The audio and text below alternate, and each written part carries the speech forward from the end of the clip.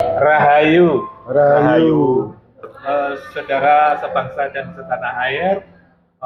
Kita bertemu lagi dengan teman-teman dari Wara Surabaya. Ada Cak Jati Gala Capo, ada Cak Dr. Rahmat. Sore ini kita akan membahas tentang fenomena anak-anak nakal yang terjerat narkoba. Itu kalau di budaya Jawa kita mengatakan anak polah bobok prada. Leres, yeah. Nah, menurut Cak, jadi gimana nih Cak? Iya, sebetulnya salah kaprah kalau kemudian anak-anak nakal itu kita menyalahkan kepada anaknya, kita menjustis kepada anaknya yang sering kita benci, kita hardit, ya kan? Intinya kita tidak menyukai dia, padahal anak nakal itu dari apa yang saya pernah baca, pernah melihat karena saya sebagai pendidik, itu biasanya dikarenakan orang tua yang memberikan satu kondisi anak itu mencari nyaman dengan dunianya sendiri di luar dari dunia keluarganya. Karena apa? Mungkin keluarganya broken home, mungkin bapak ibunya sibuk hanya memberikan materi saja, tidak pernah memberikan sentuhan kasih sayang. Anak akhirnya apa? Mencari kebahagiaan di luar dari lingkungan keluarga ini. Jadi anak nakal karena orang tua yang tidak bertanggung jawab. Menurut Cak Dokter ya? Ya, saya setuju sekali. Yang pertama, kenapa anak nakal sehingga terlibat narkoba, pencurian, kekerasan, terus kelitih ya. Di Jogja kelitih, terus geng-geng motor. Itu saya setuju sekali karena polanya dari orang tua yang tidak kurang kasih sayang. Ya. Bisa juga karena divorce orang tuanya. Akhirnya saya sering menemui hal itu. Ya, kenapa hal itu? Karena orang tuanya divorce, akhirnya tidak diurusin gitu loh.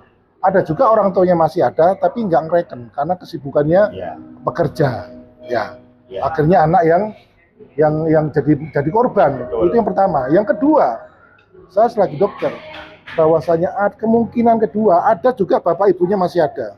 Kasih sayangnya ada maksimal. Tapi anak nakal itu kemungkinan adalah ada kelainan di jiwanya, di mentalnya.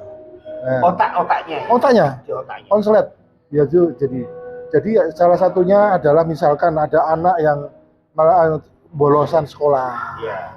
Itu periksanya kemana dong? Ke psikiater. Oh, psikiater. Ya, psikiater. Anak seperti ini perlu diperiksakan ke psikiater. Nanti psikiater yang akan di MMPI sama psikiater, maka akan muncul, oh anak ini ada kelainan ini, akan terlihat semuanya. Kalau ada kelainan di susunan neuron otaknya itu ada alatnya dong? Ada ya, jadi alatnya yang pakai EEG itu ada. Ya. Ada juga pakai MMPI. Jadi tesnya sekitar 500. Ya. Jadi mengerjakan 2-3 jam nanti benar saya lihat tidak.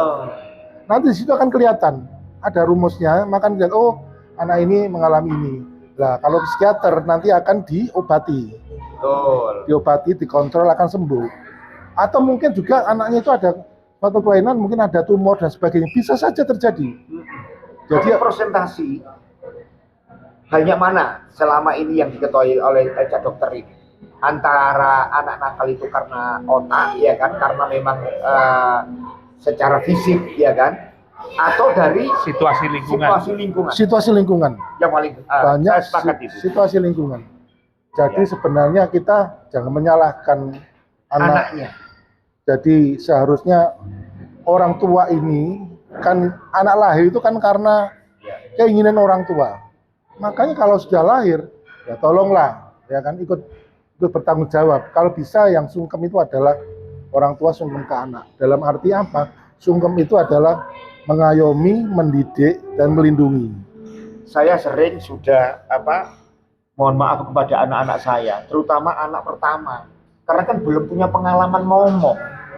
Anak pertama ini paling berat.